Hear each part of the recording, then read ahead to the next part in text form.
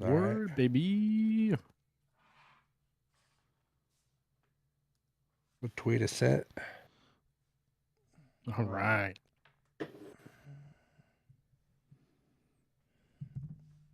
There's So somebody in some third world country is trying to hack my Twitter account.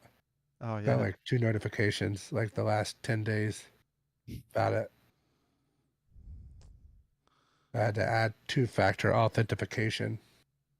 Not to the Conqueror's Corner one, but to like my personal one. Mm-hmm. Yeah. I was thinking about the red frame weapons from Val the Disciple. Yeah. And Yeah. like, I was like, all right, you should just focus one. Do one 5 weeks in a row so you get that one done. Right? Right. But how bad are you going to feel whenever you do these weapons, getting these drops, and like that's the And weapon? then you get another one. Yeah. Like You your just keep 6th, getting 7th, that one and after 8th you one. complete it. Yeah. Yeah. So I was thinking it's like play the long game of it and just like keep them all progressing at kind of the same rate. And then that way you don't get screwed. I think Gotcha. I've got 3 or 4 pulse rifles already. So Oh, that's ridiculous. I've gotten 2 of the glaive, and then 1 of a Yeah. couple of other things. Yeah. we've kind of sucked at running that raid consistently. Here's the thing. I don't. Yeah. Majority of it's not that fun. Yeah, I mean, this might be a hot take, but I don't think that raid's very good. I love the boss fight, Yep. but that's about it. Mm-hmm. I like Caretaker. I think, yeah, Caretaker's not a bad fight either. I think there's too much space in between the encounters. Absolutely. Like, I hate like the opening. Mm-hmm. The first encounter is not bad, but like sometimes shooting the glyphs can be a little frustrating. Yeah, glitchy. Like you can shoot it and not take it. Yeah, Caretaker's not bad, but it sucks when you get to the 3rd floor and like somebody like your Caretaker stunner falls off, or something happens to where like your runners are getting bad luck on getting their stuff to take, and then like you've wasted 10 minutes at that point. See, Zen and Shifty was doing that new method, what they were trying to do, and they keep, then like it has a higher chance of screwing it up. Like if you just go 2, 2, 2, 3, it's like it's really hard to screw that up. Yeah. But Zen and I were hitting the 3-3-3 real easy. I don't know why. Yeah. But Yeah, Chad. You can get screwed at that, and it be on all 3 sides. Yeah, you can. You don't have enough time to whip around. Yeah. No, like whenever we were doing 3, like I would be at the door and look at the one side and go bang, while Zen looked at the other 2 if it's split up. But and then run in. Because if you're doing 3-3-3, you have less times you have to go in, so you have more time technically to actually do it. I'd rather not communicate and just know what I need to shoot. Yeah. Just you go bang bang, and then you're good. Yeah. Yeah. Yeah. What you're doing is safer. Like that fight is like, there's no point in like, because like we have the damage like very easily. Yeah. It's just whatever is the most consistent should probably be the play, unless there's like a particular way the challenge is done for that, which maybe it would be we'll find out next week. Yeah. A good podcast would look at the name and figure it out before. Well, you like to bring things up on the day, my guy, like during the pod. Yeah, that's mainly for you, Chad. Yeah, you that jerk. I do that. Like it don't even matter to do the challenges right now. No, because you have to do them on hard mode. Yeah. Or master difficulty or whatever. Yeah, it's just to find them, really, just to figure them out and get a good strat going, so you can just do it.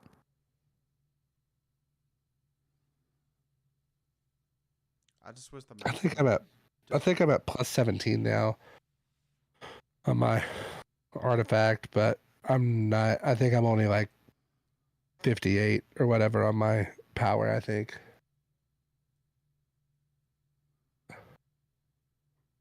But I also have like 15 or 20 challenges I could do from the seasonal challenges. If I took like 5 or 6 hours, I could really put a dent in most of those. Yeah.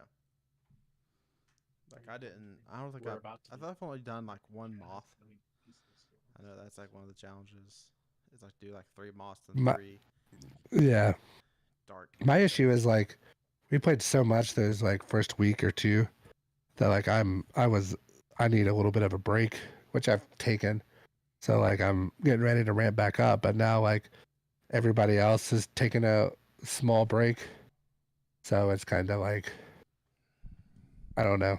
Destiny's never been a game I've had a lot of fun playing by myself. Base information is the name of the challenge. No For idea. next week? Yeah, no idea. Like that does not give me any hints. The only information you get is the what you run in for is the calls. I think But like, So would you have to rotate every person through? well, that's already there's another triumph that is every person has to do a stun on each floor. Well, not a stun, but like every No, I know. person What I'm would have saying to is run. like that's already the same thing, just for going inside. Yeah, So like yeah, it's Zen very, would go very in, similar. get Yeah. 2, and then I would go in and get 2, and then Jared go in and get 2, and then Ryan would go in and get and we just rotate, and then like the Yeah. last couple people get 1. Yeah, you would just go from to, like you know, stuns to ad clear to caretaker, and that would be Yeah, your rotation. you just rotate around because it's like it Yeah. is a circle. Like the map is a circle, so you could do it. It's just we'll find out. We'll find out. So we'll see. It's that, or you can only grab one at a time. Yeah. So you just have to do them fast. You have to go in 9 times. You go bang bang, run in and out. Mm-hmm. That one time we timed out, and the boss, we just like me and Shifty had a good stun thing going, and the boss wasn't even halfway up the stairs, but it still timed us out, even though he didn't make it to like the platform. But we were getting like, we got like 8 perfect stuns without him even taking a step. Yeah. You know what I mean? I mean, the problem was that like the people that were on ad duty weren't killing the Scorn, and those guys shoot at the thing. Yeah. So if nobody's killing those, then Gotcha. you're running around out of time. Yeah. Yeah, it's the same for the opening. Well, that first. Yeah, it's the same First thing. one. It's those Scorn with the shield that just are shooting at it the whole time. They like ignore everybody. They're called like abhorrent something or something like that. Yeah, apparent something or other. But yeah, it's ABH int something. Yeah. It's like yeah. All right, Let's get going, baby. Ready to do this? Yeah. Yeah. Yeah. We're gonna add NFTs to this podcast. Oh man. Did you apply? You know I applied.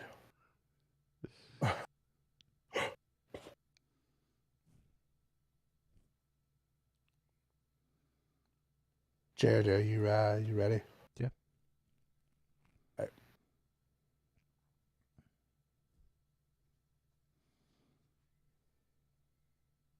We are live for episode 53 of the Conqueror's Corner podcast. Today is Thursday, March 24th. I am not Ryan Fox. I am here with my fire team, Jared. Yeah, I'm super excited this week because my Season of the Splasher hoodie finally came in. And when I ordered it, it's supposed to be like a dark navy blue, but it ended up being the best color, black. So, and it's got these really cool sleeves and stuff. So, pretty excited. Exciting week. Such an edgelord. And the Chronicler himself, Chato Sarah. It is Gambit week. My boys, get in there and work on that dredging while you can. Because after this, I'm going to stop working on it after Monday. Not going to be able to do it. Make sure if you guys are watching on YouTube, remember you can take us on the road via Spotify, iTunes, other podcast services. Make sure you subscribe and unsubscribe and resubscribe, click the bell, turn on notifications, yada, yada, yada. Follow us on Twitter at DestinyCCPod. The TWAB this week was brought to us by the dirty effing hippie herself, but you'll hear more about that later. For now, you guys are going to enjoy the music from our boy Link, who you can find on Twitter at LinkOfTimeG. And after that, we'll get right into the TWAB with our boy Jared.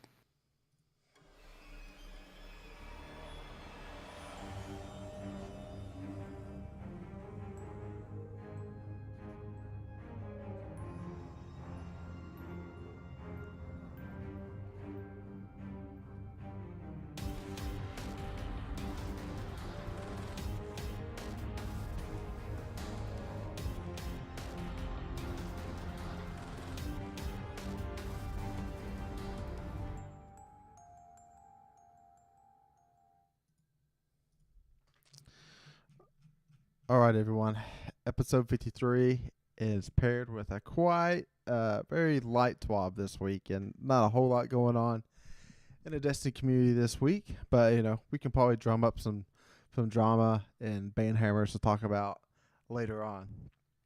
So this week, the legendary Psyops missions have become available. So some extra champions, extra shields, but you get kind of double rewards at the end, with weapons that has potential double perk drops at the end. So all in all, I mean, it's pretty typical seasonal activity that gets the little extra modifiers to it that we kind of come to expect for the most part. I feel like this has been almost a complete year now of seasons where the seasonal activity has a additional difficulty with a little bit of extra rewards to go along with it.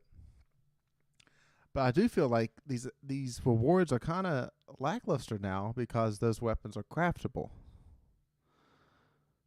So I think I agree with you there.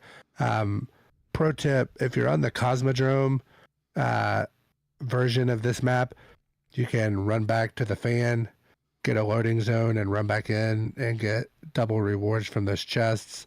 I have taken advantage of that, maybe once or twice, so I'll pass that along for you guys. And what I can say is, even though they are craftable, I can't get any red weapons. I'm sitting on 3 out of 5 machine guns, guys. I haven't even gotten the machine gun done yet, and it was given to you in the beginning. Like, I've gotten 1 red bow. I just can't, and it's frustrating. You got that raid exotic though, right? No, but let's ask the other 2 guys in this podcast if they did. Maybe. Yes. Yeah, missed as much though, Chad. As we get to these seasons and craftable weapons, I think they need to change up this reward structure a little bit. I think we're definitely on changing times of what Destiny's grind is going to look like. I'm not sure how they need to fix it going forward, but it kind of feels off right now, getting weapons that you can craft at the end of activities. All right, some good news to talk about, though. The Gaming to Give Bungie Foundation come to a close, and we beat the community raised a little more north than $2 million, which beat the Game to Give's record amount, and that's went through over 38,000 donors and 575 fundraisers across 103 countries. So this money went through just like giving kids iPads to help learn STEM, all the way to humanitarian efforts and assisting those people in Ukraine. So there's a big variety of what this money's going towards, and there's a great job from the community. I know, like, this isn't the slogan anymore, but like gaming does good used to be the thing they always like put out on Twitter when that was going on and stuff, and it shows with the money raised that is a lot of truth there. I want to be honest, I totally forgot this was kind of happening. So I'm going to have to try to sneak in there and make a donation after the fact because I feel bad. I was going to do I think $50 got you the emote, the big heart emote. So even though I'm not going to get the emote, I'm still going to make a donation. So I always try to give for these things. So totally my bad on missing that, but I'm still going to try to at least give somewhere for it.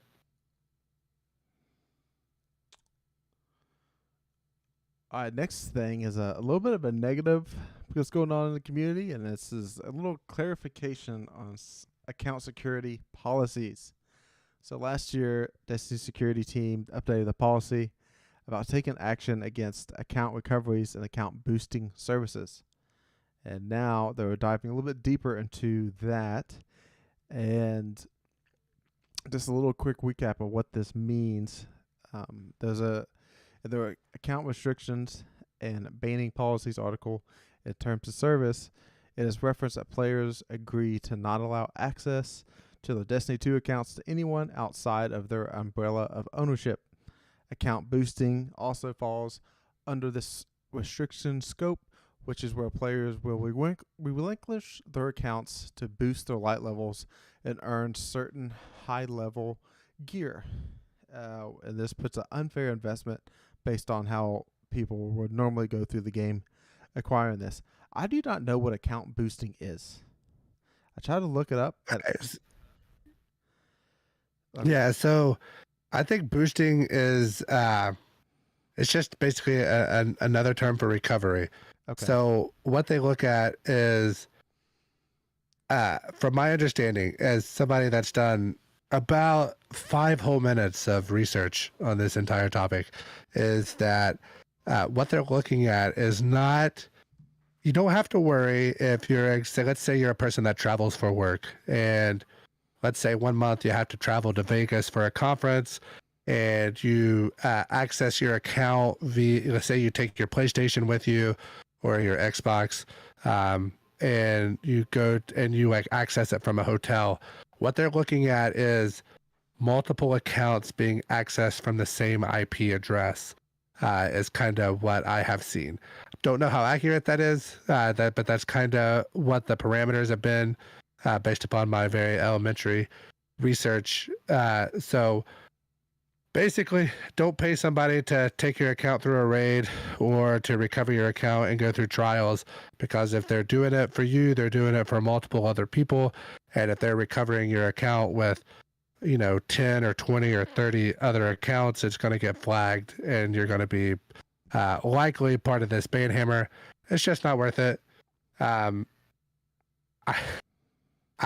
would tell you to never pay for any Destiny services, because there are enough people on LFG servers and enough like small streamers that are capable of helping you through, like while you play on your account, instead of them recovering your account. So a carry as opposed to a recovery. My advice would be to go that route.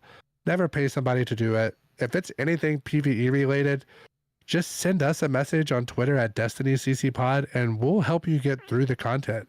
And we won't charge you anything. You can just play with us.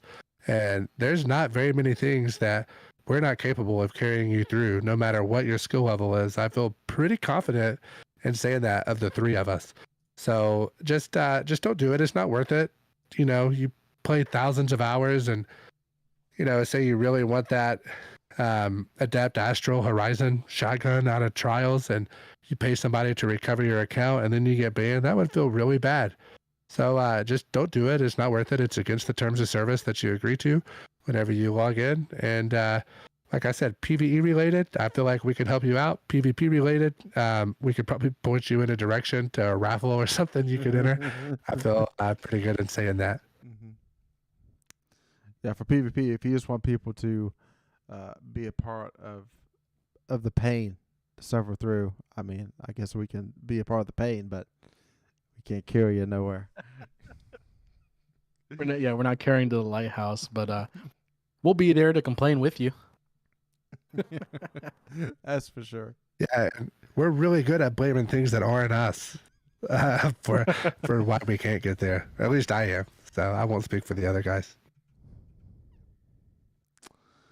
All right, just a quick way. Emblem update doesn't count to us, but they've counted some kind of error trying to get the people the 48-hour contest mode clear emblem, so they're still looking in to get that for people. PS4 has a little bit of an update. They're asking PS4 players to turn off HDR to prevent crashing in their systems. They believe this issue will be solved next hotfix. And then Xbox players are also crashing at a higher rate than usual. They don't know the cause for this right now, but they are looking into that. Probably just too much power, if I had to guess. Not on the OG ones. That's true. That's just Sony's trying to silence the man. You know. All right. If you was on Twitter over this last weekend, you had seen that a lot of Destiny creators got DMCA strikes on their YouTube accounts. Fox, did you get an email saying that we got one? No, we're good. Okay. We're not quite big enough for the DCM. I was looking. I was like, God, it sucks being a content creator doing only Destiny content because they're sending out all these strikes. We never got one that I saw anyway. So, but our boy Aztec Cross did. He got 2, and also Bife got 1 too as well, right? Yeah. Yeah, Aztec was one more strike away from them deleting his channel. And that is so like a quick if you're not familiar with how that works, if you have a YouTube channel, people can do copyright strikes, and if at any point you have 3 copyright strikes against you, your channel is completely deleted. So imagine you are a content creator, you go to work, and you're told, hey, you've been, you're no longer needed. Your job's done. So at that point, there's no coming back from that. It doesn't come back. It's deleted. It's gone. So that was what Aztec Cross was. He got 2 strikes, and he was 1 strike away from losing everything, which is pretty scary. Luckily, all of us have, we're a Johnny day job. So, we all have other jobs that we have. We don't rely on this whatsoever. This is really an expensive hobby that we have. So, if we get DMCA copyright strikes against us, it doesn't matter. But people that make a living off of it, it's a pretty big deal. How can we get DMCA'd when we don't make money?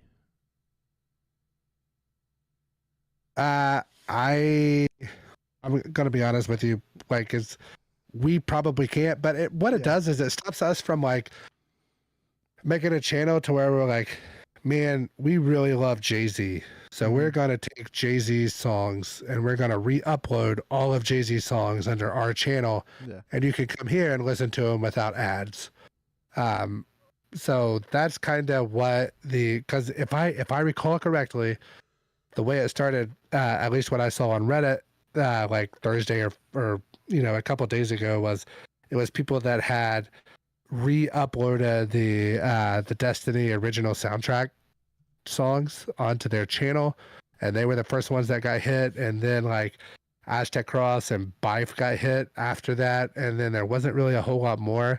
So I think excuse me, that the people that uploaded the songs, that would stop us from just re-uploading Jay-Z songs, for example, and doing that. So I think that's why it exists, because that's not our content. We don't deserve the views from that content.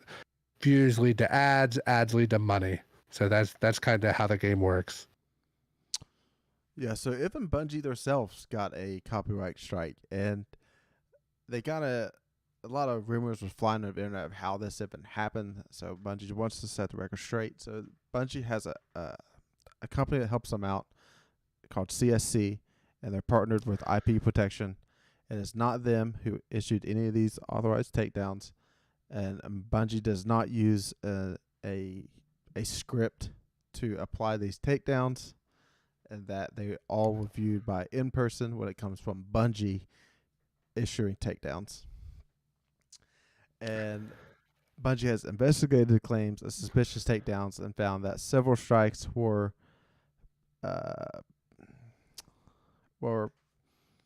in place from a bad actor, and they was not affiliated with Bungie or CSC. So it's basically just somebody fake. Sony. Yeah. Let's call it what it is. Yep. Let's pilfer through the manure that's there. Yeah. There are no issues for 7 years. Sony takes over, and then we start getting issues. So I think it's safe to say where it's from. I mean, it's an unpopular take. I'll say it. This is not Chad Ocero. This is not Jared saying this. Not Ryan Fox. It's all Sony's fault. So that's the stance I'm taking. I think that even though they're trying to not say that, whenever I read through all this, that's all I keep coming back to personally. Yeah.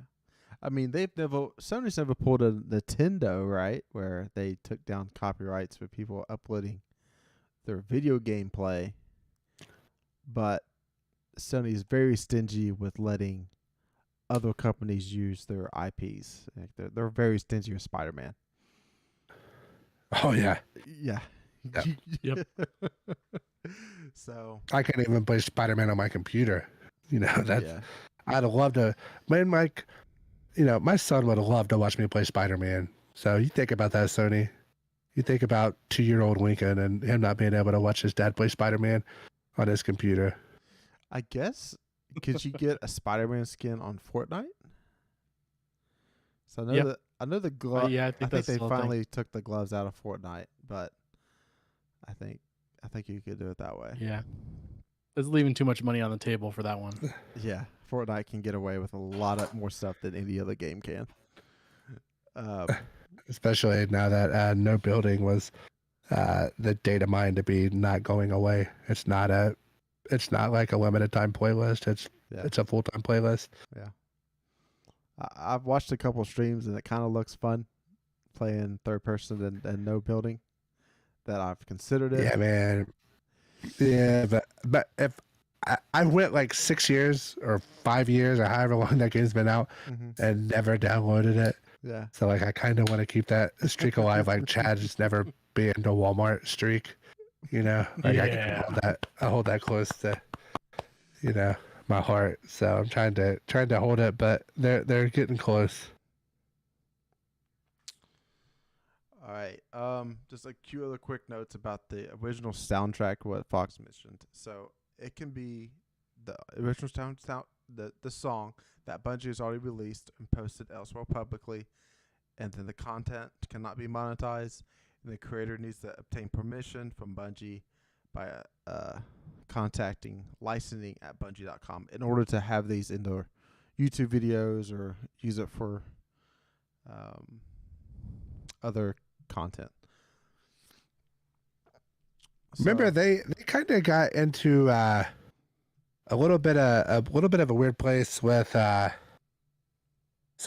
was it called? Like Song of the Spheres or Song of the Seven Spheres or something? The original Destiny soundtrack that had like Paul McCartney on it. There was somebody that went through like every single piece of promotional material and like uploaded their version of that song of what they thought it was, and then like I want to say like Paul McCartney or Marty O'Donnell or somebody came on and said like, no, this is what it really was, and they got into like a lot of heat with that as well. So don't mess with Bungie's music. That's kind of the underlying theme here. If it comes to anything with the soundtrack and Bungie, just leave it alone. It's not worth it. They're gonna come at you. They don't mess around with that. All right, chat. So no singing, right? In these podcasts. I try not to, man. Okay. We only want one copyright strike just to show that we made it. Yeah, and that's it. But I just want you guys to know I've heard it. Chad is the songbird of our generation. So you guys, I just want you all to know. I don't want Dora the Explorer coming after me. All right, just another reminder here. If you're going to order your raid jacket, make sure you do it before March 31st at midnight. So you have like a week to get that ordered if you're wanting that. All right, and another thing for the TWAB. Chad, did you order it? Did you order it, Chad? I'm still debating it. You're still the debating most likely. I'm not gonna order it. I don't imagine Jared will order it, but you're the most likely to order it. I just wish it was gray or black, but I'm still thinking about it because I like the color that's on the inside. I like the colors on the inside. Mm-hmm. Man, I thought that the, green. I'm not a big green jacket guy. Listen, I thought the raid jacket I ordered oh man, too much to drink tonight. Garden of Salvation. That jacket turned inside out. That jacket turned inside out is the dopest jacket that has ever existed. Yeah, their liners are always the coolest, man. Like if you wear it like Will Smith, like Fresh Prince of Bel-Air style, like that jacket is dope, but it's just it's not made for fat boys. Yeah. It's made for like little Cali hipsters. So, that's the only bad part about it. Have either of you watched the Fresh Prince of Bel-Air, the redo on Peacock? I'm like 6 out of 7 episodes through it. I haven't watched the season finale, but I did crank out like 4 or 5 episodes in one night. And I told my wife, like, this show is awesome. Like, you would really like it. Mm-hmm. I'm not gonna say it's like a 9. It's not like Game of Thrones good. Like the first 3 or 4 seasons of Game of Thrones good, but it's a very enjoyable watch. I will put it that way. Okay, I might give it a try that sometime. The last thing from the TWAB is that Hippie wants to hear your dad jokes on Twitter, and our only dad of the podcast here, Fox. Do you have any good dad jokes to throw at Hippie? Man, I wish you would have gave me like 30 minutes. Yeah. Mm-hmm. Tweet them at her. Something. Just make a list and start throwing them out there on the Conqueror's Corner. I'll tell you what. Follow us on Twitter at Destiny CC Pod. I will. I'll shoot my shot. This weekend at some point. So, at Destiny CC Pod, our best collective podcast dad joke will go through. I wonder if you could have something going to where there's like there's like 2 queens or something you have to pick from, and like the answer is which queen, but as in like, I don't know, might be something there. Come on, Chad. I feel like Chad's trying to get between the 2 queens. I'm kind of thinking like Zavala is our like Destiny dad. So it would have to be, something that would be like semi-Zavala related. That's kind of where I was. But I'll think about it, and I will. I'll do my best, and I'll tweet it from the at Destiny CC Pod Twitter account before Sunday night. All right, there's a couple of quick notes from the hotfix that dropped on Tuesday. Caretaker should no longer glitch out and let you damage him until like you meet the DPS max for that floor. And then Glaives should now take 4 shots to fully charge the shield, previously 6. Bastion Barricade now takes 20% extra damage from player sources. And then targets with Void Invisibility active now peeing for 0.6 seconds for every 3 seconds until it ends. So those last 2 I talked about was in response to the weekend of trials that they had and kind of the pain points that they seen. And they didn't want to be too rash about taking down some of these Void 3.0 changes because we'll get an Arc and Solo 3.0 in the coming seasons. And whenever that happens, like these, they're not going to be that aggravating to play against. And it just makes me think about back when we've talked about a lot of trials early on in this podcast, is that when you queue in the trials, you need to have a lock loadout and nobody can be on the same subclass. And that takes that aggravation away. I mean, whenever you think about all these games, when you play, like, if you go play Apex, nobody can be the same character on a team. You gotta space it out. If you're playing Overwatch, nobody can be the same character on the team. So Right. I think that's what they have to do for trials. Are you saying like subclass? So like you can't have like you have to have one Titan, one Warlock, one Hunter, or you have to have like one Void, one Arc, one Solar, or Stasis. So What are you saying? You can have 3 Hunters, but one's Void, one's Solar, and one's Arc. Why not take it farther and say like one of each character? Because there's some people that are friend groups that they only play one character. So what happens if like 3 friends that play together all the time only play Warlocks? So how are there? Maybe I mean, I know I'm spoiled because all of my friends play all 3 or at least 2 out of 3. Like I wonder. I wish we had. I'm so sorry. Excuse me. I wish we had data on how many people had like only one character or 2 characters or 3 characters, because I feel like that would be very nice to have for this, because everybody I know has 3 characters, or at least I would say at least 2 characters. I would say 95% of the people I know at least have 2 characters. And that is probably 20 people that I play with routinely. Mm-hmm. Like, and I know we all play with basically the same people. So are we the weird ones for having all 3, or are we the more of the majority? I think we're more into the weird part, I would say, and the statistics wise, and a lot of people identify as one of the characters, and I don't want to force somebody to go play Titan when they're not comfortable playing Titan because their 2 friends are also on Warlock. You know what I mean? Yeah. I mean, I guess that would probably be the easiest way to do it. Do you think that it would? How many people do you think it would deter from playing trials if it was set that way? I would say less than 5%. Yeah, like the people that's playing trials are going to play it, and they probably be more enjoyable because the pain points of the game is not stacked on top of each other times 3. You're not playing 3 Stasis Hunters or 3 Void Hunters. Basically, we just need to get rid of Hunters, in my opinion. But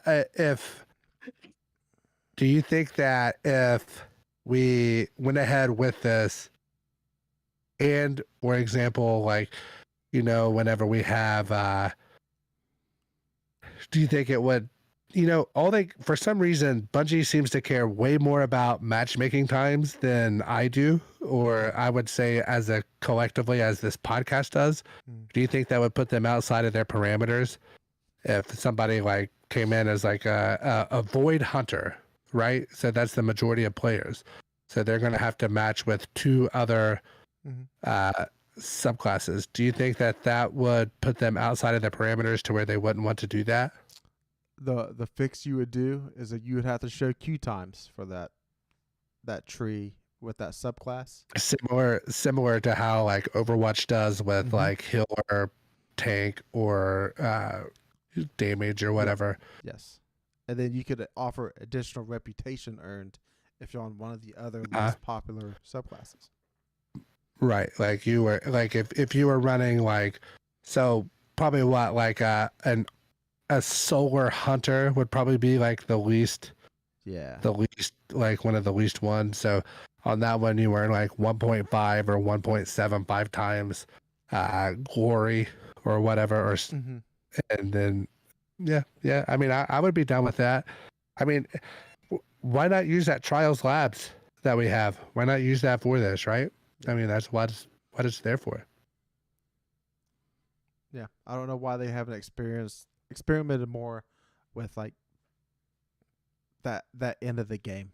I don't know, because I think it's because they want everybody to play their way with the weapons they want. But I think whenever that happens, you're just going to get everybody using the same meta. So I don't know. I don't know why. That's a good question. Maybe we get called to Bungie headquarters one day and give them these ideas that they probably thought up 5 years ago. And it's like, well, we just can't do it in this engine. So, all right, Chad, it's time for some weapons breakdown, and we're doing Vow of the Disciple weapons. And first up, we're going to come out fast and loud with the addition of finally getting a legendary fusion rifle in that kinetic slot. So why don't you take us through it, Chad? Oh man, I'm so excited for when I finally get one. Oh, you haven't got the drop yet? I got one on the last raid we did, and the drop was poopy. Yeah. So I haven't even fired a bullet out of it, but I am excited about it being able to drop out of the red chest now at the end, and I'll probably focus on it. But yeah, we finally get stasis. We can now run triple fusions, like your boys, the snipers and shotguns. Very excited about that. It is a stasis precision frame. PvE, we're looking hammer forge, liquid coils, and then you can do demo adrenaline or chill clip. Demo adrenaline is just all around fun. You just kill some stuff to get some grenade back, throw a grenade to get max damage. So you can start off an encounter like that for PvE. You just throw a grenade into a group of mobs and get max damage on this thing for a while. Kill things, get your grenade back, chuck it again, and just keep on doing that. And since it's a special, you're going to be getting a good amount of grenade energy for it. So it's all around a fun time. But chill clip on this thing is actually really neat too, for sure. Having that little stasis bit going and those little explosions going on. It's I don't have that drop, so I haven't played with it, but I've seen people messing with it, and I'm like, man, I definitely want that for sure. For the PvP, we're looking hammer forge, particle, and then perpetual tap the trigger. I know that there's a couple of people that want chill clip also for PvP. But tap the trigger is always definitely a good one for it, and perpetual also. I saw that on there. I'm like, ooh, that's gonna be a lot of fun on this thing. Yeah.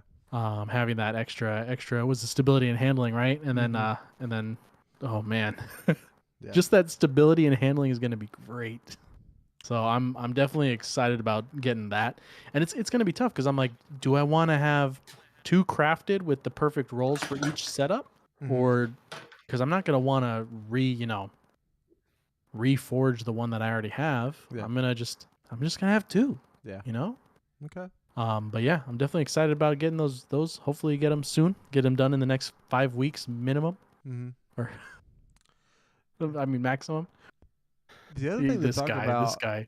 The thing to talk about with PvP, there is another perk combo that's unique for these raid weapons, and it's going to be pairing sleight of hand with harmony. So yeah, it gives you, like, I'm thinking about just pairing this with Vex Mythic class because you're doubling up with fusion mods. So you get a kill with that, switch to this, you got 20% bonus damage that probably really pushes out the kill distance, and then you're maxing out the handling with sleight of hand on the weapon too. So I think that, like, if you get that perk combo, I think I would hang on to that to pair it just for that, in my mind. All right, the next weapon here we have Submission, the kinetic lightweight frame SMG. So we just had one of these retire, which was the multi-mock. And the thing about it, you can get a 17 zoom on it. However, this one can't quite get there. It can get to it. It's a base 1.5 with a 15 zoom, and so range perks do matter. It help push out the range of this more than what normal SMGs are. Most SMGs are at a 1.3 or a 13 zoom. So for PvE, I'm looking at Hammer Forged, Accurized, Overflow or Subsistence, and then Frenzy. You know, the difference of Overflow and Frenzy, it's Overflow and Subsistence. It's kind of just like dealer's choice, I guess, is what you enjoy the most. I think Overflow is a little bit better for harder content, just to make sure you get one kill, because Subsistence is kind of hard to proc in some cases. And Frenzy is just a free 15% 15% extra damage and handling and reload speed, after being a combat for 12 seconds. So that's kind of just free damage on most PvE activities. And then you can also get swashbuckler on that last column if you're just going some more melee stuff. But for the most part, you can't really do a lot of melee builds inside of in-game PvE. And then for PvP, you kind of want to push out, again, you want to push out the range as much as you can. You can get just shy of 20 meters with Hammer Force, Acrorize, and then like a range masterwork. And then I'm doing that combo I just talked about, the sleight of hand with Harmony. I really like the lightweight frames time to kill by themselves. I think an optimal is 0.67 time to kill. So for the most part, the weapon feels good straight up without damage perks. And then if you're stacking sleight of hand Harmony on top of like getting a sniper dome and then rushing in with this SMG, like I feel like you're going to clean up in 3v3 quite easily in that situation. I love, so SMGs have kind of became my go-to weapon type. I would say the last season and a half or 2 seasons. Currently, I have what they call the extraordinary rendition, which has that overflow frenzy, like accurized extended barrel range masterwork. I want to say is what I have on it. It is an aggressive frame, which is a 750, as opposed to the frame that is on this. I only have one of these SMGs. I've had terrible luck at getting, like, I've had almost Chad level luck at getting this weapon to drop. So I'm looking forward to eventually getting this to be able to craft it, to get that overflow frenzy roll on it, because SMGs on mouse and keyboard feel real good if you haven't ever messed around with them too much. All right, the next weapon we have here is Lubray's Ruin, Solar Glaive. And Chad, I think you're the first one to get this weapon to drop. How you feel about it? It's a glaive and it's solar, so it's neat. I do like the aesthetics of it and what it is, because it's the boss's weapon, so that's really cool. But it's a glaive, and glaives aren't in the best spot at the moment. But I mean, you can get basically PvE and PvP roll at the moment because they're not in a super good spot. But you're looking for lightweight emitter, light mag, and then turnabout Vorpal. So the Vorpal can at least help in in PvP a little bit, as well as PvE. So you can get get that little bit of extra damage out of it. And since they made that change where you can 4 shots out of it charges up the shield completely, that's also helpful in PvE a lot. And I was playing with this a little bit earlier this week, and I was noticing that I was getting that shield more often. And it's nice. It is a lifesaver because it blocks literally all damage, and it's the only shield that does what it does. It's weird, but it blocks everything 100%. It's pretty crazy. But yeah, I mean, at the moment there isn't a super amazing role for either one, so you can kind of tech for both, and then if you forge it, see what happens with glaives in the future. Mm-hmm. So yeah, this is the first kind of buff to the glaives, and there's probably got to be another one coming down the road whenever they see the usage numbers of glaives and grandmasters, which will probably be less than 5%, I would guess, for the most part, of people using that.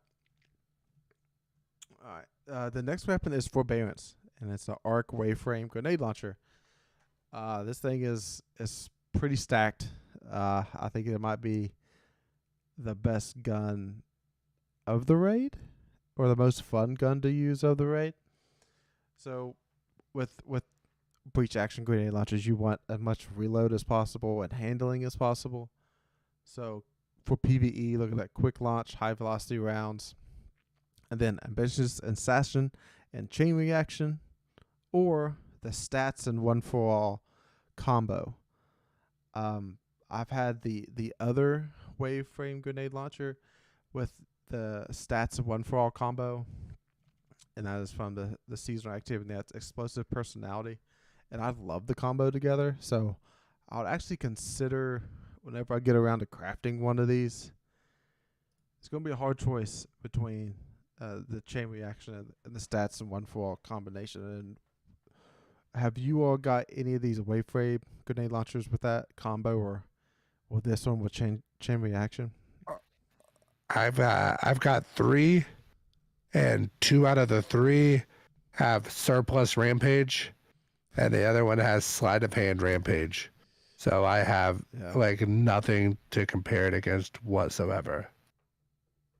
I've gotten one of these to drop, and then a red one, but I haven't even seen chain reaction, so I don't. I mean, it's gonna be fun because you usually fire this thing into a group for PvE. You fire it into a bunch of ads, and I'm already used to Ambitious Assassin on the deafening, I believe. So having that just load and having 2 shots every time for PvE is just great. But yeah, I haven't seen chain reaction, and I also haven't seen 1-for-all on this gun yet, so I haven't been able to play test it. And I've also only gotten 3 of the explosive ones to drop. Okay. So I haven't seen anything on that either. Yeah, I've been slowly working up my crafted wall on the solo Waveframe. You already got it crafted? Yeah, that's the one I focused on, like early on. And I think that's the only weapon I got from the seasonal activities that's crafted. Now in this last column of forbearance here, there is golden tricorn. So eventually Arc 3.0 is going to be a season. It comes with probably some kind of weapon buff, the Arc 3.0 and golden tricorn, with probably yoked arc abilities is going to be really good and some kind of activity. So if you got that craft roll, you can easily just swap that out whenever the time comes in Arc 3.0. And we've already mentioned Fox as being the dad before, and they bought his pulse rifle frame back, and that is the aggressive 4-burst pulse rifle. Insidious is back, and Fox. I think I'm at 4 out of 5 on the red weapon to be able to craft it. So PvE, we're looking at Hammer Forge, Tac Mag, Demo Adrenaline.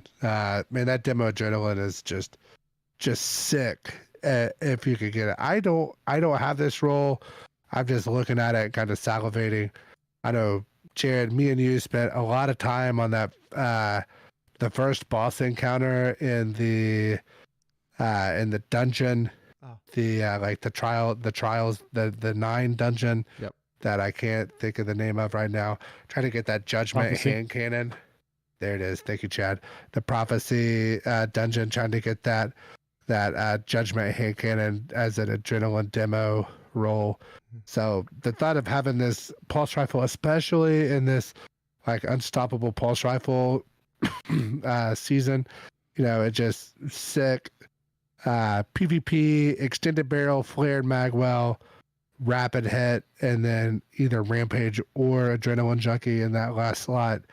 I love rapid hit. It's one of my favorite perks to see whenever I get a roll, and then being able to craft this thing.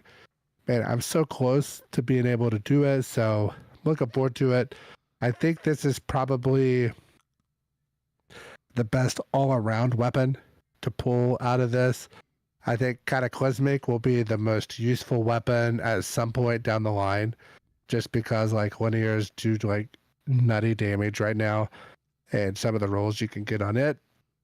But for right now, my first goal was to get this Insidious done, and then that linear fusion, and then probably that the arc wave frame grenade launcher is probably my next, the forbearance. So it's kind of the role that I'm the order that I hope that I get the red weapons in. Personally, I'm not sure about the other guys, but this Insidious, this gun's pretty good. I'm a pretty big fan. In that last column, you can also get adaptive munitions, so you can just pair that with demo, and just have a really solid pulse rifle to take into almost any activity and just be able to break shields and get your grenade back. I think it'd just be a very useful tool. I mean, you can do it from distance with the pulse rifle too, so great stuff there. All right, last weapon, the Cataclysmic. As Fox said, it's a solar linear fusion rifle. And man, this PvE roll here, it really don't come any better than this when it comes to linear fusions. Hammerforged, ionized battery, 4 times the charm, and high impact reserves. Now there might be some debate in that last column between high impact reserves and focused fire. Focused fire has kind of become at a laughed at perk at the moment. A lot of people was like, "Oh, why would you run that?" So you could easily see that maybe getting a buff in the future. But what that does, after you shoot half your mag, the rest of the mag has 20 extra % damage. So if I was going to use that perk, I wouldn't use ionized battery. I would use accelerated coils, and just to hurry up to get those 3 shots out and start into that 20% damage. So the difference is at the end of high impact reserves, it's like a like a little bit more than 30% bonus damage, but at the start of high impact, it's like 13 or 15%. So you kind of you're evening out that damage with focus fire compared to high impact reserves. And 4 times the charm is just keeping that damage going. I haven't really looked it up because I've only got this weapon like literally like 1 or 2 times, and neither with high impact reserves.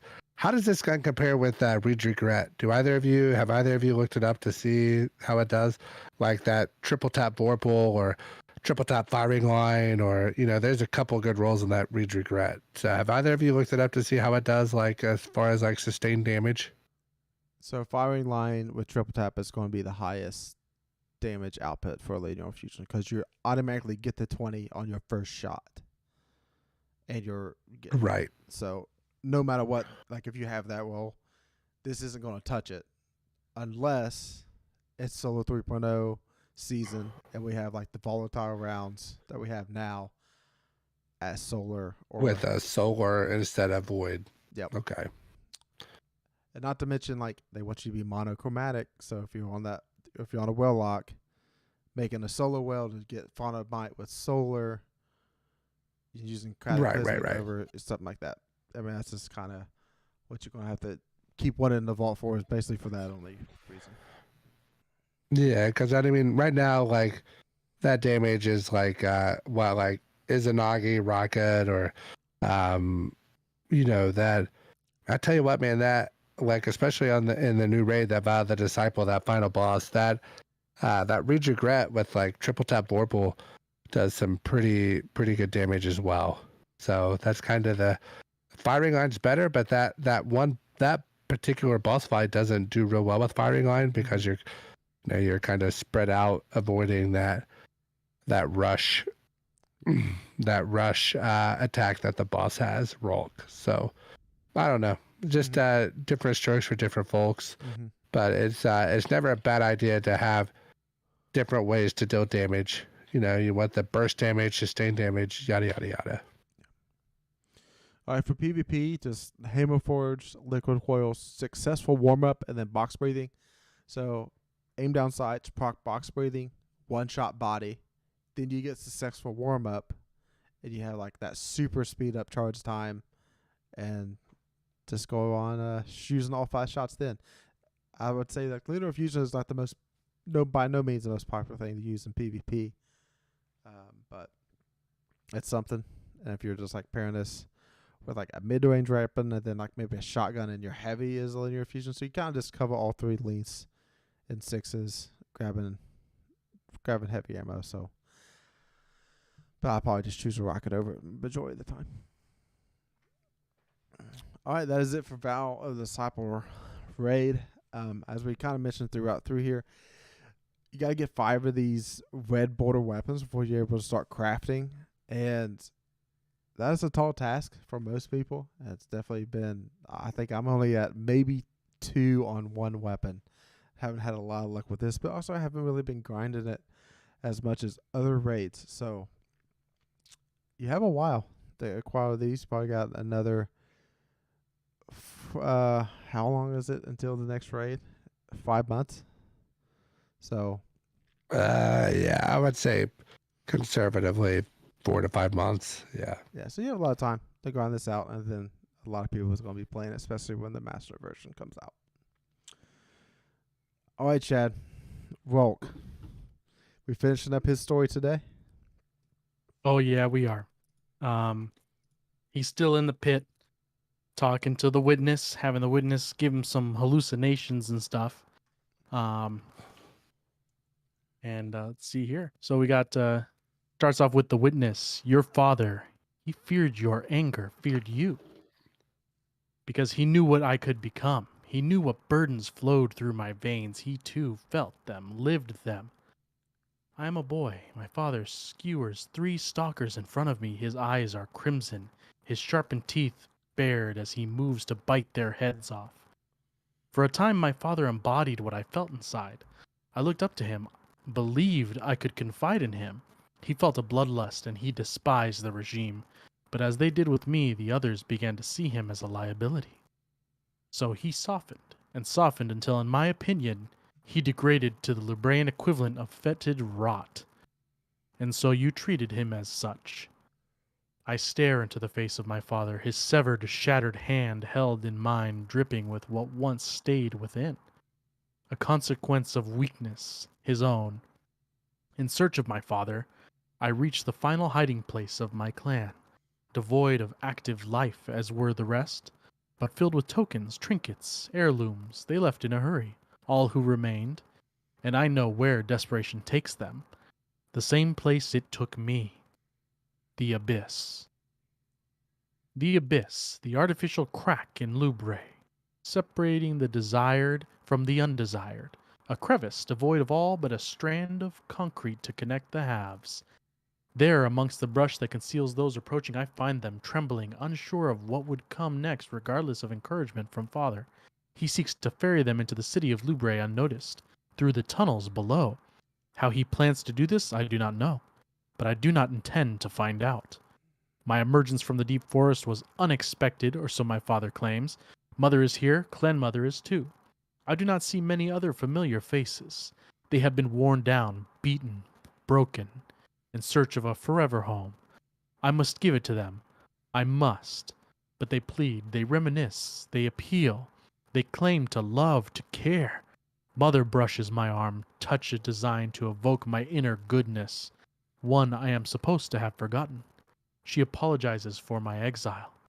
Then Father apologizes for everything, for the furious example he set, for earlier inaction. He wants to do right. He wants our clan to live a comfortable life. I see sadness. I see truth. I see regret. Perhaps this is the way. Perhaps my time with the regime has clouded my judgment. And perhaps my tumble into this abyssal chasm is the result of my overwhelming catharsis. Or perhaps it is the cost of naivety. Their faces grow smaller as I plunge deeper, but I can still make out their expressions. No longer do any of them, the adults, the children, no longer do they show regret or pain or sorrow. Their faces show relief. I should have died. And yet, it was there in the darkness of the abyss that you became truly alive. I lie amongst swamp, rock, and ruin. The abyss is not unending after all. The wrathful sounds and unchecked nature draw close. Down here it is dark, and in the dark they thrive. I am broken. And now you are unbroken. I am unbroken. I see your luster disarming the beasts who dared to approach, their flesh melting in your presence. And we see yours. I rise, broken, then unbroken. What is this thing that grants life? We are opportunity, and I am ruin. And what am I meant to do? Ruin. Your voice subsides, but your luster remains. It is a familiar one, like that of our umbral sun. Relic's bane lies nearby, broken in two. You mend it with your luster, it is whole again. But even more so than before, as if imbued with the wrath of vengeful gods. Miles above, I see the axis that sits between our city of Lubre and our shadowed wildlands. By now, my clan must be inside the city. I pocket your luster before I thrust my glaive into the sheer wall that separates me from vengeance. I lift myself with one hand gripping the slate, then another thrust of the glaive, raising me ever closer towards my goal. No more chances. No more wavering. No more weakness. I know what happened next. I do not need to see it again. I rend mother's flesh. Do you not hear me? I remove father's head from his neck. This is madness. None escape my wrath, not even the little ones, not even civilians. The city watches in horror. They know what I am. This must stop. Their faces inform only of relief. Stop. Their faces inform only of relief. I command you. Their faces inform only of relief. The sulfuric sun implodes. Please. Lubre is cracking. Lubre is shattering. Lubre is upending. What have I done? I can't. Your luster. My glaive. Relive it. No. They've turned against me, my regime. They've perished by my hand, my clan. They call me a monster. They put me in a cage. They seek my execution, but your luster.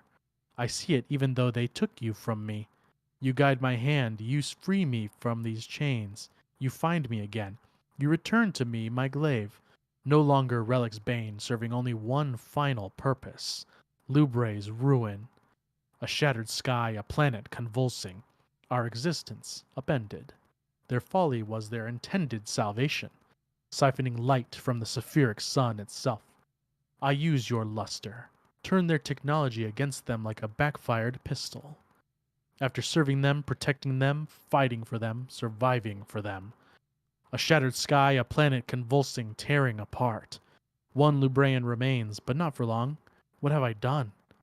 I stare into the abyss. It has opened, truly opened this time, to show me what lies beneath. Death. I drop your luster. I drop Lubre's ruin. I let myself fall in, and then I am here with you, my witness. And what do you feel now, devoid of family, devoid of the regime, devoid of Lubre? What do you feel here in our embrace, now that they are gone and you are left? Rolk opens his eyes, crawls forth through the blackened solution that engulfed him all this time, emerges from the wall of obsidian like miasma to find his luster, to find Lubre's ruin. Taking them, he rises to his feet. What do you feel, my child? Relief. So it looks like the clan tried to kill him. They dropped him into that abyss, which was, by their mythology, unending, so he should have died, but it had a bottom. And it's there where he met the witness, who gave him the glaive that we have now, with the darkness power. So at first, it was normal. It didn't have that orangey, cool glow to it.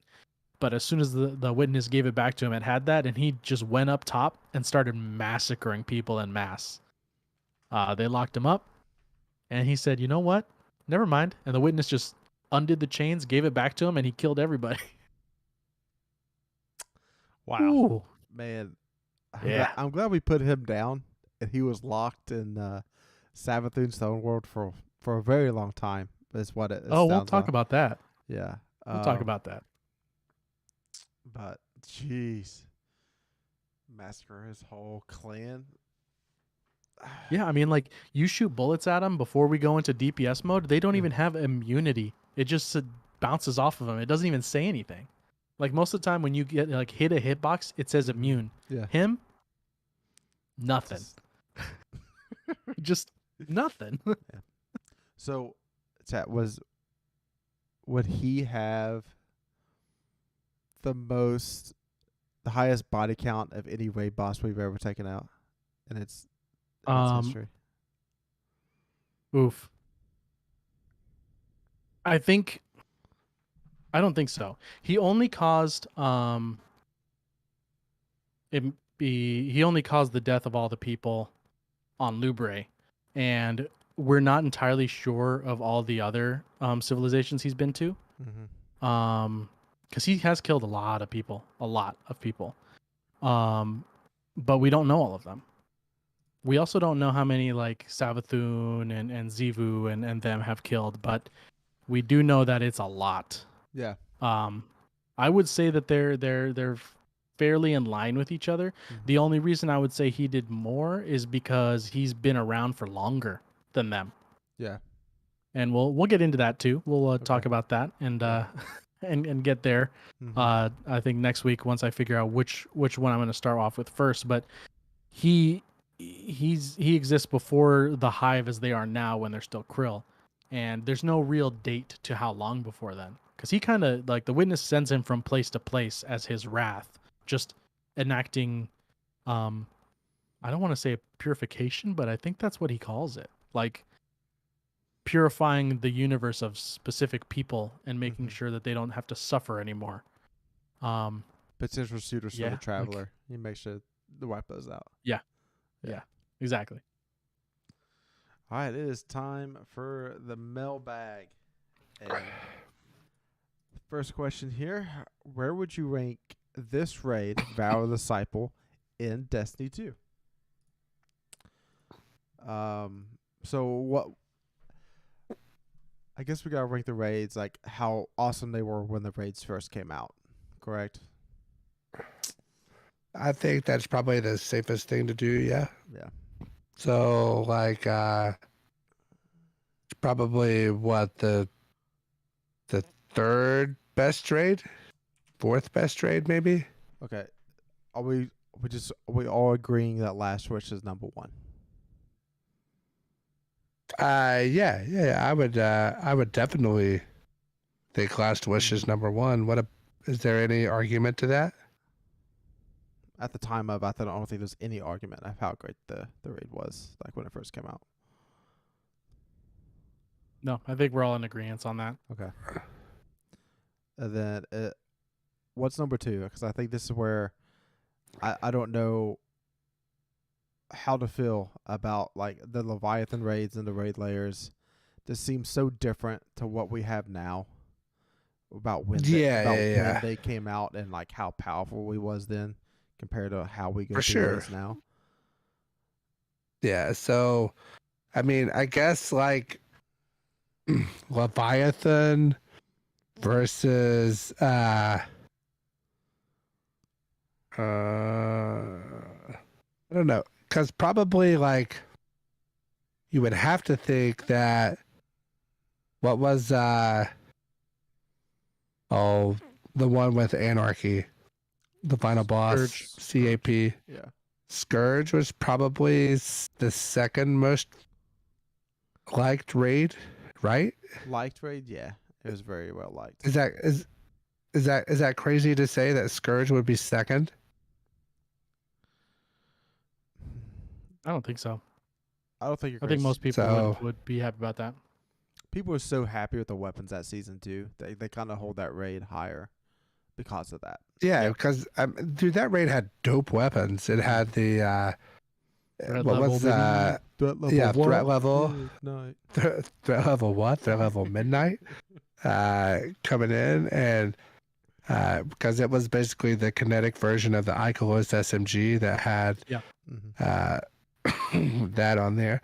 So I would say that would probably be the second raid. I'll be honest with you. At the time, I didn't care for that Hive raid that came out, but looking back on Crown. it, it was a pretty fun raid. Crown of Sorrow, except for that first encounter really sucked. But outside of that raid was pretty cool. You know, at So that would least probably be the one thing about that first encounter though, you get right to it. Yeah. It pushes That's you true. into it right away. Mm-hmm. And plus it's like Yeah. you're in one of 2 rooms. Like that raid is 2 rooms. You're opening the door, you're going through Yeah. a jump puzzle, and then you're Yeah, you're in right, the man. ending room. Yeah. They're in the final room. Yeah. Yeah. So I would put that on the same level as like Spire of Stars or Eater of Worlds, probably. So in my opinion, those are probably a notch below. But I really like that. If you had a group of 6 that knew what they were doing, that final boss fight was pretty fun on that raid. Yeah. Garden, the farther we've got away from the launch of Garden of Salvation, the more I've enjoyed that raid, specifically that boss encounter at the very end. Just having 6 people that know what to do can make that raid either a real pain in the behind or a real pleasure. And I've kind of enjoyed it. I'll be honest with you guys. The last like 5 or 6 times we've ran it, I've really enjoyed that raid. Now I will say the current raid, the Vow of the Disciple, I love the final boss, Rolk, and the Caretaker, that boss encounter. My main issues with this raid is that all the stuff in between. So the first encounter, the second encounter, the third or the fourth encounter, and then like the jump puzzles in between to get like the secret chest just feel really, really, really, really convoluted. But I like the boss encounters of that raid. So do you guys have anything anti my stance on that, or do you guys kind of agree? Yeah, I don't like how long it takes. I think it going in between encounter, go from the Caretaker to acquisition, and then from acquisition to final boss, it's like 15 minutes too long. Yeah. I hate that whole opening encounter that's part of like the, what's the name of that mission that you do like for the Pinnacle Preservation? Like that whole thing is just completely unnecessary after like the first, second, or third time. Because man, it really sucks going through that and collecting like the knowledge and bringing it back and going through. It is just a long freaking time. Yeah. But I love the 2 bosses though. Oh, the bosses are great. Yeah, man. Yeah.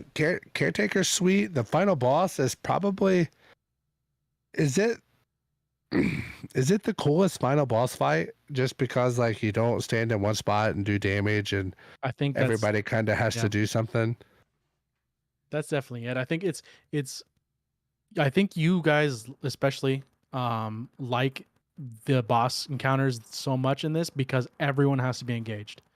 So there's legitimate amount of like actual teamwork going on, and it's a lot of fun being a little hectic and being everybody playing their positions and doing their thing. And yeah, this is the first boss that Destiny's had that is moving during DPS, and that's something that is great to see. From like a RPG player standpoint, like somebody that's played RPGs a lot, you get used to that.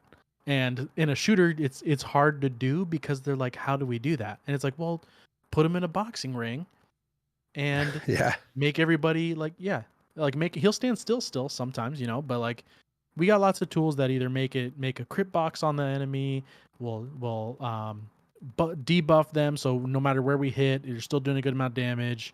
And so him moving around isn't horrible, although when he does that little teleport backstep thing, it's annoying. But yeah, the boss fights are great because everybody's engaged. Everybody has to make calls. Everybody has to do things, and it's very similar to Last Wish in that regard, where on all the bosses you have to do a specific thing. There's a couple, like you could probably run 1 or 2 people through it, but it's because you're making those calls and everybody's doing a specific thing that everyone feels good about beating it. They didn't feel like they got carried through it. So this isn't really like a question that we had. Would you say that this is like a high tier raid, a mid tier raid, or a low tier raid, specifically for Destiny 2? I think it's one of the most mechanic heavy raids we've had. Besides, I think it's. Besides, like, go ahead. Sorry. So, like, Spire, was it Spire? No, what's the one on Spire Stars where you had like Solar, Arc, and Void platforms? You had to like make the turrets and then take the turrets over to the other sides to shoot the crystals. That was Eater. That was Eater. That was Eater. Yeah. Yeah. But that was only like one encounter that was like that. Yeah, you basically had like the little jumping thing where you had to follow the person ahead of you, and then you had like a little like you had like an encounter where you had to kill enemies, an encounter where you jump through rings, and then like the boss encounter 1 and 2. Eater was probably like the most simple of raids, I would say. If I had to guess, it would be at the bottom tier of raids, in my opinion, for Destiny 2. It's really just getting everybody on the same page with callouts, and then remembering the callouts and to shoot those.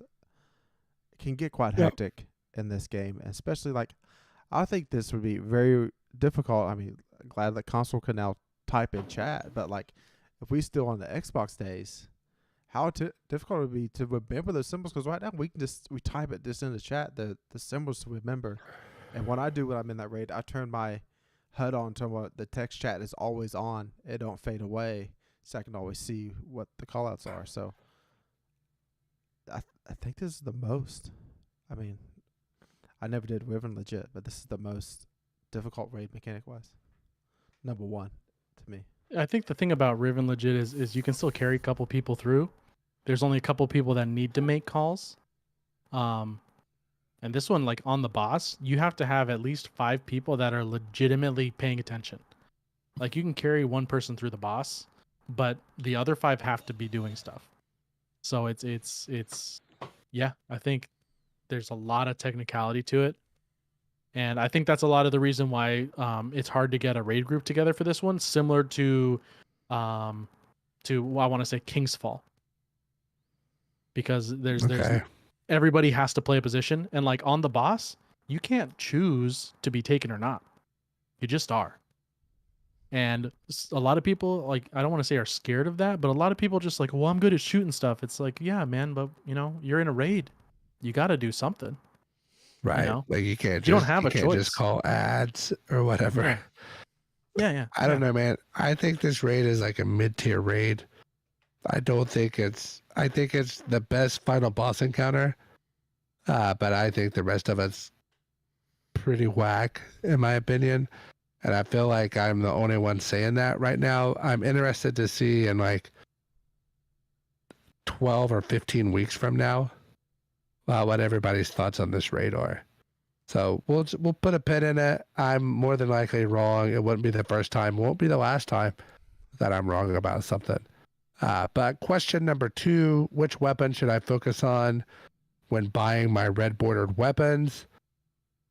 I'm going to say I'm probably in the minority as a person that looks forward to like what is the most likely help down the line.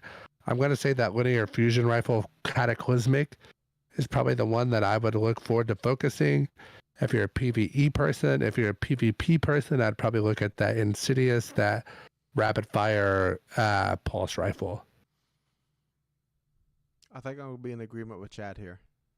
It's going to be the fusion rifle, because it's the most unique weapon so far, because it's a legendary fusion rifle in the kinetic slot.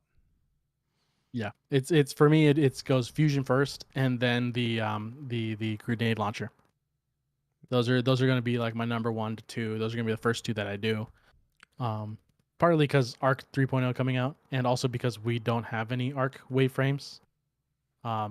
We've never had it, so it's like, ooh, I want it. And it's like a wave frame version of there was the ritual, the seasonal weapon, salvo. right? Yeah, it's a salvo in wave frame form, which is sweet.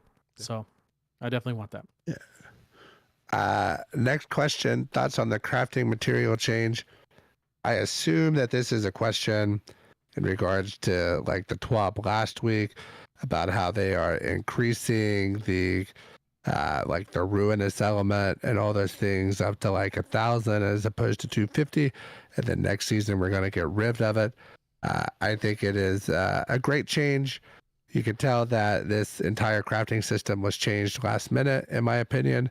It's pretty obvious to see that based upon what we were told prior leading up to this season releasing. and then what we got as the season released. So I think it's a great change, and we'll see how it goes from there. Yeah, I think this was the only move after you can get with the state of the game the way it is. This is the only way they can make it user friendly, and clearly they had data that was people were just not interacting with crafting the way they intended. Yeah, it's definitely people weren't interacting. They were saving their elixirs and Phoenix Downs for later. I was too. I was very happy to log in the first thing this week, and all I did was go straight to my character that was flooded with finished red weapons and just completed them all and then scrapped them. And I'm like, I'm not even halfway to the next cap. Like, I'm not even at 500 on the most of the next thing. So thank you. Like, I don't think I'm gonna cap it in a while. So having that, it's basically going to be the same as when they get rid of those elements, and it's just a positive thing all around. I'm sad that they tried it. Would have been better if they just did it this way in the first place, but they changed it fast, and already have other changes planned. So I'm looking forward to the future on that. Yeah, man, that's kind of all we can ask for is a fast change and a plan for the future. Next question. Do you expect any serious change to Iron Banner since Saladin is now, well, you know? So without saying too much, Saladin is he is a champion of the Cabal. Would that be the best way to put it, Chad, do you think? Well, he was put on the war table as a Brachus, but he's been doing his own Iron Banner over there. What was it? The Right of Proving? Yes, that's what it was a couple seasons ago. Yeah, but the Right of Proving is a thing that happens that she enacted in that season, but it continues. And they're lore wise, and if you go back to the radio and the helm, it's also been enacted multiple times against Saladin, and he has done many final deaths now against Cabal, who are like, "You're just a human. I'm gonna kill you." Yeah, he's just raining pain down over there. So I imagine that Iron Banner will eventually end up like a Gambit or one of those playlists to where we're able to like focus weapons, that type of thing. We're not quite there yet, but I imagine next season or the season after, that's probably what we're looking at. Yeah, there's not gonna be any vendor changes or anything like actual vendor change like we had with Saladin turning into Ephrodite during Rise of Iron. It's gonna be Saladin the whole time. Kyle's just gonna lend him to us for the week of Banana and then take him back as soon as he's done. But yeah, they already told us they're doing a vendor change to him, just like Gambit and Trials. But I think that's the only thing that's changing, even though he's raining pain on the Cabal over there on their side. I think next season we get a new game type during Iron Banner. It's no longer going to be control. It's going to be something else. Oh, Jared, hot take. Man, that's wishful thinking, I'm afraid, but I hope you're right. Iron Banner Rift. Last question. I'm holding you to this now. This is from Wesley. I'm holding you to this now. I think he's talking to you directly, Chad. Do you think that Wrath of the Machine is still the raid that's coming back this year halfway through? I'm more hopeful, and for only one reason, and that is after you complete the evidence board, you can go back to the board, and there is a letter that you get from Anna Bray talking about our old buddy Big Red, and it's definitely a positive thing. There might be it's definitely leading into more of like another Rasputin season, which I think they've been on a roll with that. They skipped 1 year of it, but there's been a Rasputin season every like. Yeah, I think you're right. So, there's a chance that is a Wrath of the Machine season. I'm not saying they're bringing Siva back, just saying that good old Rasputin will be in the forefront again. So that's definitely evidence that he could be coming back, and Wrath could be coming back with him. But Vault of Glass wasn't tied into the season it was in. So, I mean, it's just wishful thinking at this point, but I'm hopeful. Definitely hopeful. Don't kill me, Wesley. Well, I was with Chad for a long time until like I seen the new skybox of like what we have now. And we definitely have like Saturn written in big letters on our directory now that I didn't notice before. Right. So what's hanging out right on the rings of Saturn? More rings. The Dreadnought. The Dreadnought. Moons. So Stop it. Don't you take Wrath away from me. Yeah, I mean, getting King's Fall and then getting a Crota's and a dungeon would be great. Man, you guys are right, but I'm kind of with Chad that we got to get the. I feel like, I don't know. Instead of Chad, I feel like King's Fall has to be coming back. But at the same point, I say that, and then I'm like, man, they've been hitting at Siva for like 18 to 24 months. So at that point, like with ornaments and that kind of thing, so at that point, it points more towards Wrath. So hell, I don't know, man. We just got to take what Bungie's going to give us. If you pay attention to any of the leaks, it's definitely going to be King's Fall. So take that with a giant grain of salt. Oilies. So you guys have anything else to add before I close this thing down this week? nah, not really. I'm ready to get into a little bit this weekend. Just grind out some more bounties, trying to get to that plus 21 artifact before the Master Raid comes out. Yeah, I'm at plus 18, chilling. But I'm gonna get there. I'm gonna get there and be ready to go. Make sure you get those pinnacles done too, so you can actually be at max pinnacle too. Yeah, so I'm at like 58 on my Warlock. Probably realistically 2 weeks away of doing all the pinnacles to get to the 1560. I'm at 17 on my Artifact. I still have like probably 15 seasonal challenges to complete. So just probably like in 6 or 7 hours, I could have most of those done. So I'm sitting pretty good, ready for the GM Nightfalls, which is always my goal when those release. But remember, follow us on Twitter at Destiny CC Pod. Follow us on YouTube at Conqueror's Corner. Conqueror's Corner podcast on Spotify, iTunes, all those other things. I'm going to let my other two guys sign off here before we end this podcast. I'll see you all in the PsyOps grinding bounties. I will be in Gambit. See you guys in there. Go Cats. Love you guys.